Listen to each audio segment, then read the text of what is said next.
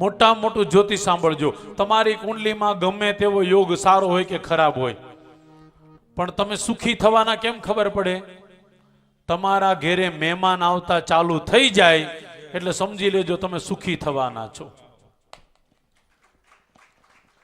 અને એનું બિલકુલ વિપરીત, જે દિવસે તમારા ઘેરે મહેમાન આવતા બંધ થઈ ગયા, સમજી લેજો હવે તમે દુખી દુખીને દુખી જ થવાના છો. તમને કોઈ નહીં બચાવી શકે. અને એટલું ખાસ કહું છું, બરાબર બપોરે 12:30નો સમય હોય, બધા માટે જમાઈ ગયું હોય અને છેલ્લી થાળી તમારા માટે વધી હોય, એ સમય કોઈ મહેમાન આવે ને તો સમજી લેજો એ મારો દ્વારકા વાળો જ આવ્યો છે. અને એ સમય મોઢું બગાડ્યા વગર ડાયરેક્ટ થાળી આપી દેજો, તમે જમો સાહેબ. એ જમીને જાહે ને એને નોંધ ઉપર વાળો કરશે હો, કે આની પાસે કાંઈ નહોતું જમવાનું, એની પાછળ ન રાખ્યું, બીજાને આપી દીધો. સાહેબ કરોડો હોય એમાંથી લાખનું દાન કરે એનો મોટો માણા ન કહેવાય. 10 રૂપિયા હોય અને એમાંથી 1 રૂપિયાનું દાન કરી દે ને એને મોટો માણસ કહેવાય. પોતાના માટે કાંઈ ન વાપરતા પેલા હું બધાને માટે વાપરું, આ આપણી સંસ્કૃતિ હતી. અને આ સંસ્કૃતિનું નામ છે ધર્મ. એટલા માટે યુવાનોને બધાને ખાસ કહું, ધર્મને ધ્યાન, ધર્મનું તમે જેટલું ધ્યાન રાખશો, હજી કહું છું ક્યાંય વાંચેલું નહીં, અનુભવ છે. અને અનુભવથી મોટું જ્ઞાન દુનિયામાં ક્યાંય નહીં મળે.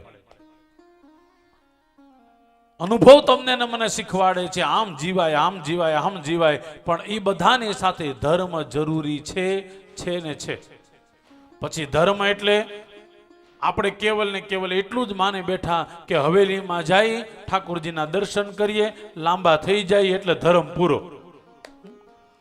નહીં, ત્યાંથી નીકળ્યા એટલે સૌથી પહેલા ગાયો છે, ગાયોને નીણ નાખો. ત્યાંથી થોડાક આગળ નીકળો, બ્રાહ્મણ મળે, બ્રાહ્મણને કંઈક આપો.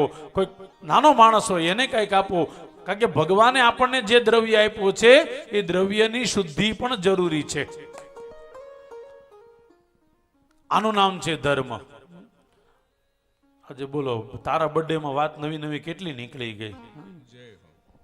વાત મૂળ આમ કરવાની હતી, એમાં આમ વહી ગઈ. પણ મૂળ આ તમને એક બાળકો માટે ખાસ કરીને, બેટા ખૂબ જીવનમાં પૈસો કમાવો. પૈસો કમાવામાં શાસ્ત્રમાં ક્યાંય નામ નથી, ના નથી હો. હું તો કહું ભગવાન કરે તમે સોનાના હિંડોળામાં ઝૂલો. ભગવાન તમને એટલી સંપત્તિ આપે, પણ સંપત્તિ આપ્યા પછી પણ એ સંપત્તિને સારા માર્ગે વાપરજો.